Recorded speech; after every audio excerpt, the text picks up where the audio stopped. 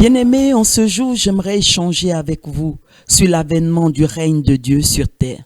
Le thème de ce partage sera donc « Que ton règne vienne ». Lisons ensemble le livre de Matthieu 6, verset 10. « Que ton règne vienne, que ta volonté soit faite sur la terre comme au ciel. » Amen. Ce verset nous dit trois choses.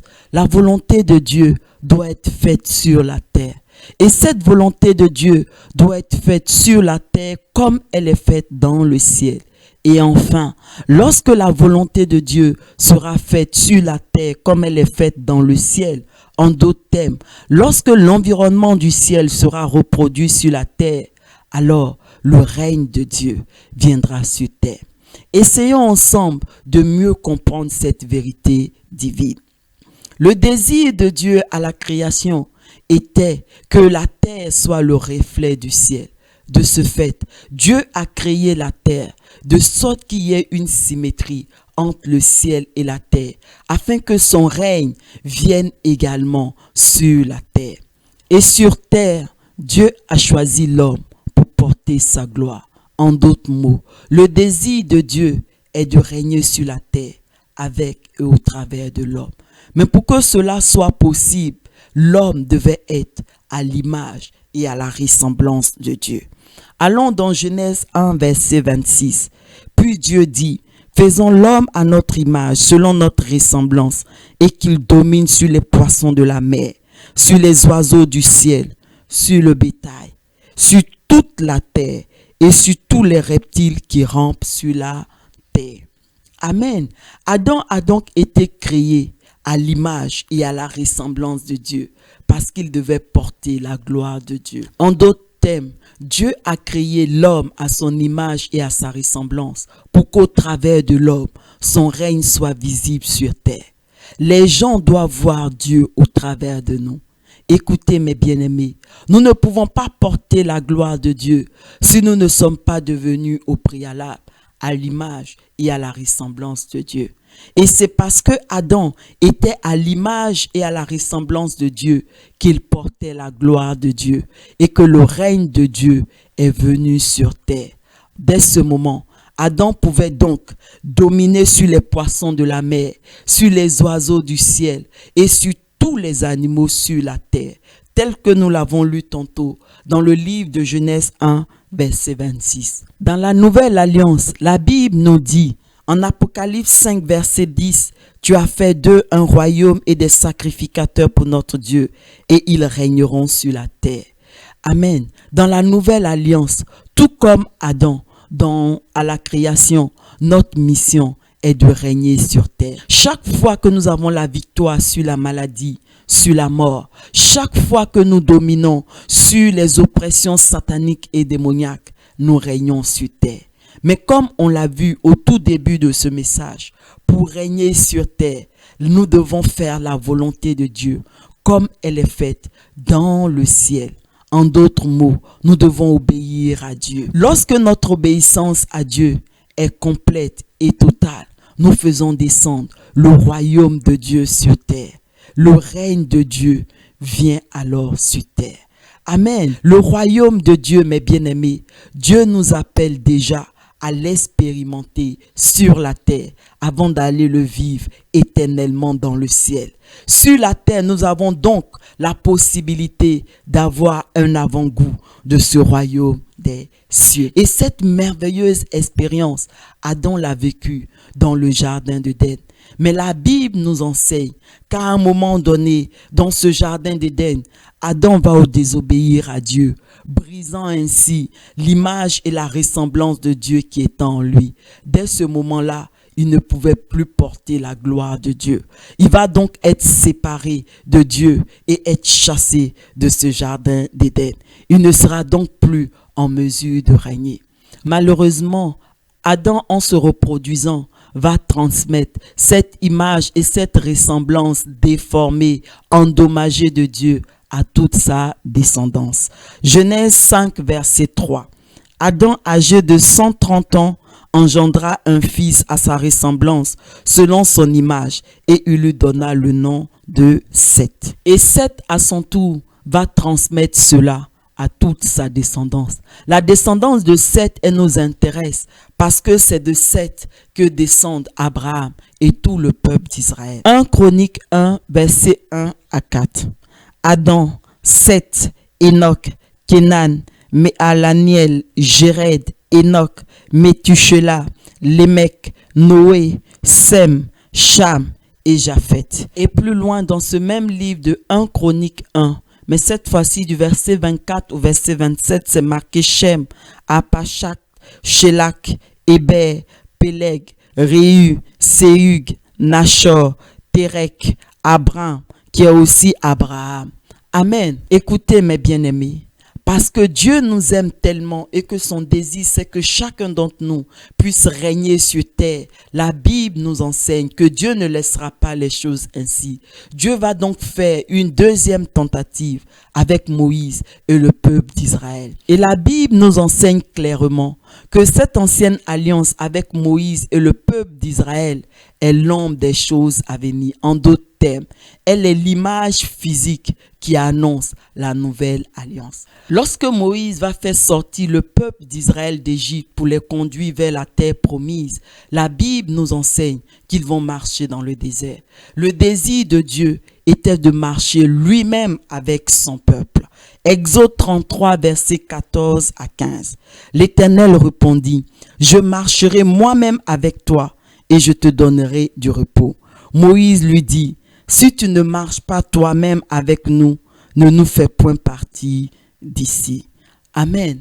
Mais écoutez, pour que cela soit possible, pour que Dieu lui-même puisse marcher au milieu de son peuple, le peuple devait reproduire l'environnement du ciel sur la terre. En d'autres termes, le peuple devait construire le trône de Dieu et l'atmosphère tout autour de ce trône. Dieu va donc montrer à Moïse le modèle céleste et lui donner les différentes instructions pour le faire. Exode 25, verset 40, et c'est Dieu qui parle. Regarde et fais d'après le modèle qui t'est montré sur la montagne. Et plus loin, on peut également lire dans le livre de Hébreux 8, verset 5, lequel célèbre un culte, image et ombre des choses célestes, selon que Moïse en fut divinement averti lorsqu'il allait construire le tabernacle. Aie soin, lui fut-il dit, de faire tout d'après le modèle qui t'a été montré sur la montagne. Amen. Les enfants d'Israël vont donc suivre toutes ces instructions et poser différents actes. Premier acte que nous allons voir, c'est la construction du tabernacle selon le modèle indiqué. Lorsque le peuple d'Israël sort d'Égypte, le peuple va faire une escale au mont Sinaï pour servir Dieu. La Bible nous enseigne qu'ils vont arriver au mont Sinaï au 3e mois après leur sortie d'Égypte. Vous pouvez le lire en Exode 19, verset 1. Et ils vont partir du mont Sinaï au 20e jour du 2e mois de la seconde année. On peut le lire en Nombre 10, verset 11. Les enfants d'Israël vont donc séjourner en tout au mont Sinaï pendant 11 mois et 20 jours précisément. Tout le peuple d'Israël va participer à la construction de ce tabernacle en apportant les offrandes nécessaires à cette construction. De même, nous aussi, dans la nouvelle alliance, nous devons contribuer, tout comme le peuple d'Israël, à la construction du tabernacle de Dieu, de la maison de Dieu, du temple de Dieu. La Bible est claire à ce sujet. Notre corps est le temple du Seigneur. Mais une fois que nous sommes gagnés à Christ, nous devons nous aussi contribuer, œuvrer de telle sorte que d'autres personnes soient gagnées à Dieu, afin que nous puissions bâtir à notre Dieu une grande maison. Pour ce faire, nous devons, tout comme le peuple d'Israël, soutenir financièrement l'œuvre de Dieu pour que l'évangile soit prêché partout dans le monde. Mais cette contribution à la construction du tabernacle, de la maison de Dieu n'est pas que financière. Elle peut aussi se faire dans la prière et par l'évangélisation. Amen. Mais regardez, dans le désert, les enfants d'Israël n'ont pas seulement bâti physiquement l'arche de l'alliance, le temple de Dieu, le trône de Dieu, mais ils l'ont également bâti en eux. Pour ce faire, ils vont recevoir la loi et les ordonnances. Ce qui nous amène donc au deuxième acte des enfants d'Israël, l'obéissance à la loi et aux ordonnances. Comme on l'a vu, par la désobéissance d'Adam, l'image et la ressemblance de Dieu vont être brisées en l'homme. L'homme sera donc séparé de Dieu.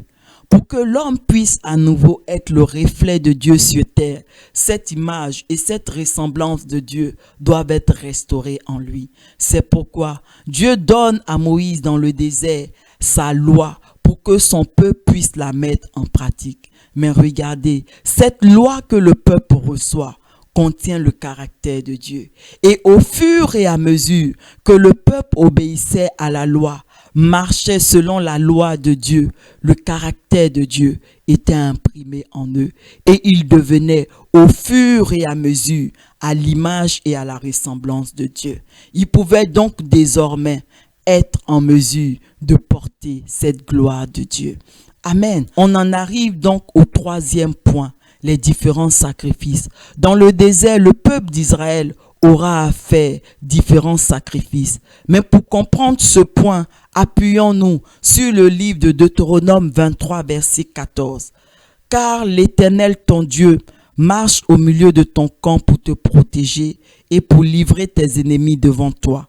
Ton camp devra donc être saint, afin que l'Éternel ne voie chez toi rien d'impur et qu'il ne se détourne point de toi. » Amen. Ce verset nous explique que Dieu ne peut pas demeurer là où il y a le péché. Le peuple d'Israël va donc recevoir dans le livre de Lévitique toute une série de sacrifices à faire pour diverses situations. Et le but de ces sacrifices était de les purifier, de sorte que Dieu puisse demeurer au milieu de son peuple. Par ailleurs, la Bible nous montre également que le trône de Dieu doit être saint. Psaume 47, verset 8.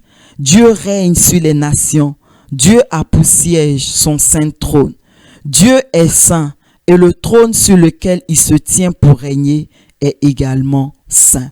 Amen. On comprend alors, à partir de tous ces éléments, pourquoi le propitiatoire était posé au-dessus de l'arche de l'alliance.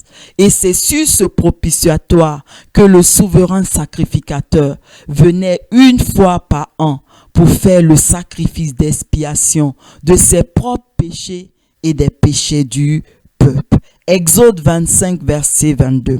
C'est là que je me rencontrerai avec toi, du haut du propitiatoire, entre les deux chérubins placés sur l'arche du témoignage. Je te donnerai tous mes ordres pour les enfants d'Israël. Et également, on peut lire le psaume 93, verset 5, que nous connaissons tous. Tes témoignages sont entièrement véritables. La sainteté convient à ta maison, ô Éternel, pour toute la durée des temps. Amen. Ainsi donc, dans le désert, les enfants d'Israël vont reproduire l'environnement céleste, de sorte que la volonté de Dieu sera faite sur la terre comme elle est faite dans le ciel. Et dès ce moment-là, lorsque le trône de Dieu sera établi et que l'environnement tout autour de ce trône sera reproduit, la Bible nous enseigne que Dieu va descendre lui-même au milieu de son peuple pour y siéger. Nombre 9, versets 15 à 16. Le jour où le tabernacle fut dressé, la nuée couvrit le tabernacle, la tente d'assignation. Et depuis le soir jusqu'au matin, elle eut sur le tabernacle l'apparence d'un feu. Il en fut continuellement ainsi. La nuée couvrait le tabernacle et elle avait de nuit l'aspect d'un feu. On peut également lire Exode 40, verset 35. Moïse ne pouvait pas entrer dans la tente d'assignation parce que la nuée restait dessus et que la gloire de l'Éternel remplissait le tabernacle. Amen. À partir de ce moment, lorsque Dieu est venu siéger au milieu de son peuple dans ce tabernacle, la Bible nous enseigne que c'est là que Moïse rencontrait dorénavant Dieu et non plus sur la montagne. Nombre 7, verset 89. Lorsque Moïse entrait dans la tente d'assignation pour parler avec l'Éternel, il entendait la voix qui lui parlait du haut du propitiatoire placé sur l'arche du témoignage entre les deux chérubins et il parlait avec l'Éternel. Et la Bible nous enseigne que Dieu était tellement présent dans cette arche que à chaque fois que l'arche se déplaçait, Moïse prononçait ces mots. En Nombre 10, versets 35 à 36, quand l'arche partait, Moïse disait: Lève-toi, Éternel, et que tes ennemis soient dispersés, que ceux qui te haïssent fuient devant ta face. Et quand on la posait, il disait: Reviens, Éternel, aux myriades des milliers d'Israël.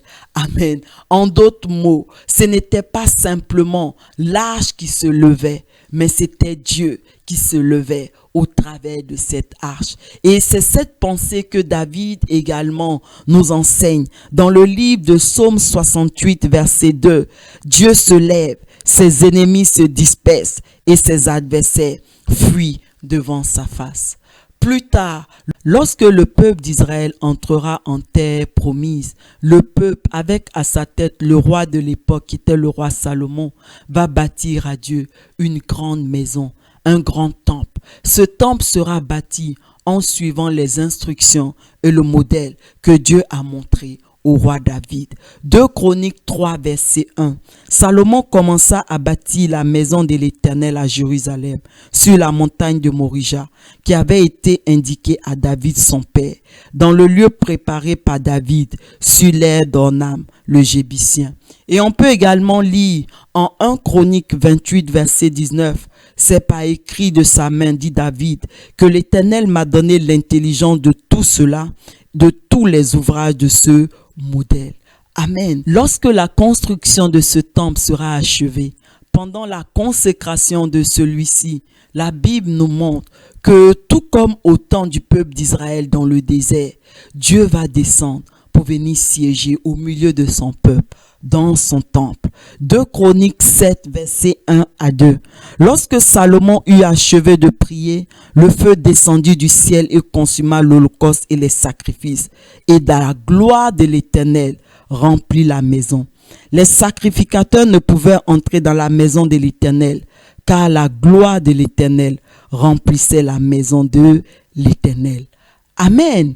Aujourd'hui, dans la nouvelle alliance, c'est à notre tour de déclencher l'avènement du règne de Dieu sur terre. Et c'est à cela que Dieu nous appelle. Mais comme on l'a vu avec Adam, avec le peuple d'Israël dans le désert et dans la terre promise, nous devons reproduire l'environnement de Dieu sur la terre. En d'autres mots, nous devons faire la volonté de Dieu sur la terre comme elle est faite dans le ciel. Souvenez-vous des 120 disciples de Acte 2. Bien-aimés, ils n'étaient pas simplement en train de prier, mais ils étaient en train de reproduire l'environnement céleste sur la terre. Ils étaient en train de faire la volonté de Dieu telle qu'elle est faite dans le ciel. Et parce qu'ils ont recréé cet environnement céleste sur la terre, la Bible nous dit qu'il s'est produit la même chose qu'au temps de Moïse avec le tabernacle et au temps du roi Salomon à la consécration du temple de Dieu. La gloire de Dieu est descendue pour remplir sa maison que les 120 disciples venaient de construire, que les 120 disciples étaient devenus chacun d'eux. Dieu nous appelle, chacun d'entre nous, indépendamment du lieu où nous sommes, à œuvrer pour que son règne descende sur terre. Mais regardez, ce règne de Dieu ne doit pas venir seulement sur un pays ou à Jérusalem, seulement comme au temps des apôtres, mais il doit remplir toute la terre. Toute la terre doit être remplie de la gloire de Dieu. Le règne de Dieu doit descendre sur toute la terre. Mais qui mieux que le Saint-Esprit peut nous aider à faire la volonté de Dieu comme elle est faite dans le ciel, à reproduire l'environnement céleste sur la terre. En effet, le Saint-Esprit fait partie de la nature divine. De ce fait, il connaît les conditions et l'environnement qui déclenchent l'avènement du règne de Dieu sur terre. C'est donc ensemble avec le Saint-Esprit que nous pouvons reproduire l'environnement céleste sur la terre. Seules les personnes qui sont remplies et conduites par le Saint-Esprit sont en mesure de déclencher l'avènement du règne de Dieu sur terre. Apocalypse 22, verset 17. Et l'Esprit et l'épouse disent, viens. En d'autres mots, c'est ensemble avec le Saint-Esprit que nous disons que ton règne vienne, que nous déclenchons l'avènement du règne de Dieu sur terre. Oui, Seigneur, que ton règne vienne sur toute la